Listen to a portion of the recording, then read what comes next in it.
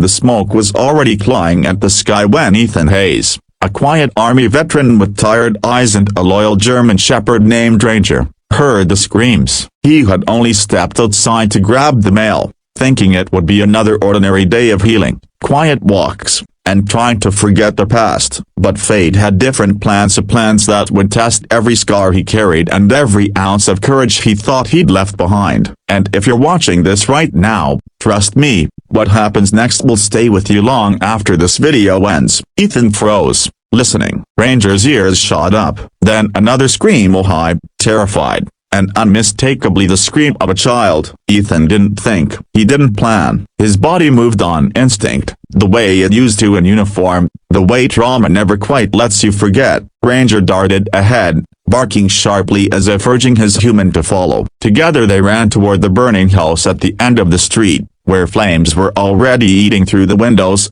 sending shards of heat into the air. Neighbors stood helplessly on the sidewalk, calling 911, crying, covering their mouths as the fire roared hotter. There's a little girl inside. Someone shouted, her mom isn't home. That was all Ethan needed to hear. He bolted toward the front door, but Ranger tugged him sharply toward the side of the house, barking with purpose. Ethan trusted the dog's instincts more than his own. They circled to the back, where a small window was cracked open. It must have been the child's room. Ethan smashed the rest of the glass with his elbow, ignoring the sting as blood smeared across the frame. Smoke billowed out like a living thing, thick and suffocating. Ethan shouted, hello? Can you hear me? Where are you? A faint cough. Then a tiny voice. Help, a broken bar, please see broken bar. The sound nearly shattered him. Without hesitation, he hoisted himself inside, Ranger following immediately. The heat was unbearable. Ethan used his shirt to shield his face. Squinting through the smoke, he dropped to his knees, crawling. Ranger suddenly rushed ahead, his bark echoing, guiding Ethan like a soldier guiding his partner in the dark. There,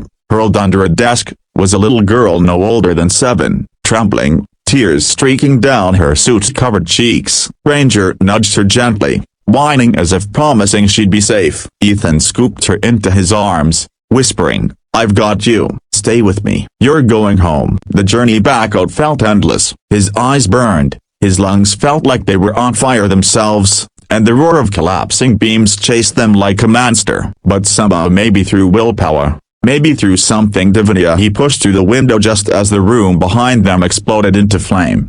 Ethan hit the grass hard, shielding the girl with his arms while Ranger barked frantically beside them. Neighbors rushed forward. Someone wrapped the little girl in a blanket. She clung to Ethan's shirt, sobbing, her small voice barely audible. Thank you, a broken bar, don't leave me, a broken bar. And right there, lying on the grass with the child he had never met holding onto him like a lifeline, Ethan realized something he hadn't felt in years: purpose.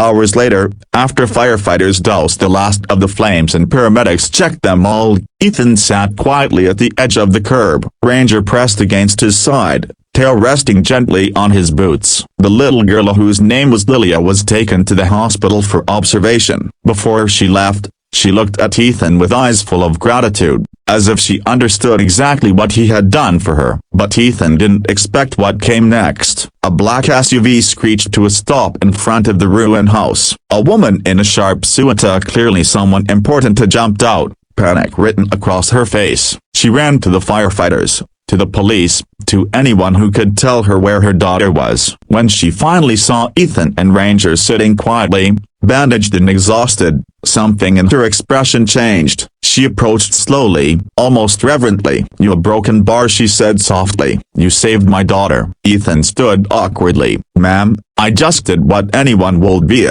No, she interrupted, her voice cracking. Number, not anyone. You ran into a burning house for someone you didn't know. That's not ordinary. That's heroic. She introduced herself as Amelia Grant, the CEO of one of the largest tech companies in the city.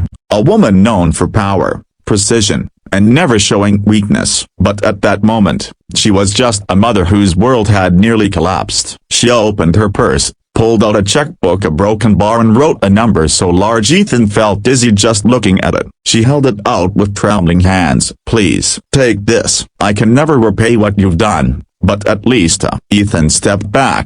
"I don't want your money." She froze. Everyone watching froze. "What you did," Ethan continued, voice sincere, "wasn't something you pay for. Your daughter is safe. That's enough." Amelia's eyes softened in a way no boardroom had ever witnessed. Slowly, she put the checkbook away.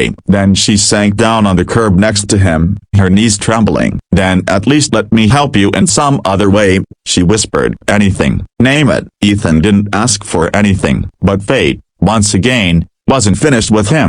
Over the next days, Amelia learned everything about him, his service years, the PTSD battles, the small apartment he could barely afford, the endless job rejections, the quiet isolation he lived with. She didn't pity him, she respected him. So she made an offer he never expected, a full-time security consultant position at her company, with health benefits, a stable salary, and the dignity he thought he had lost forever. Ethan hesitated. She smiled gently. "You saved my daughter. Now let me help save your life." He finally accepted. Lily visited him and Ranger often. The three became inseparable. He taught her how to give Ranger commands. She taught him how to laugh again. Over time, Ethan became not just an employee but familiar, someone Amelia trusted more than anyone on her executive team. And one evening, after watching Lily and Ranger play in the yard, Amelia said, "Sometimes life gives us tragedies to reveal the people meant to change our world. You changed mine." Ethan looked at her, humbled. "She saved me too," he said softly. "And that's the truth of life. You never know whose life you will touch, or who will touch yours in return." If this story moved you even a little, hit that like button right now. It helps more people hear stories that bring hope back into the world. And if you enjoy emotional, inspiring stories like this, make sure you subscribe to the channel because more powerful stories are on the way, and trust me, broken bar, you won't want to miss what comes next.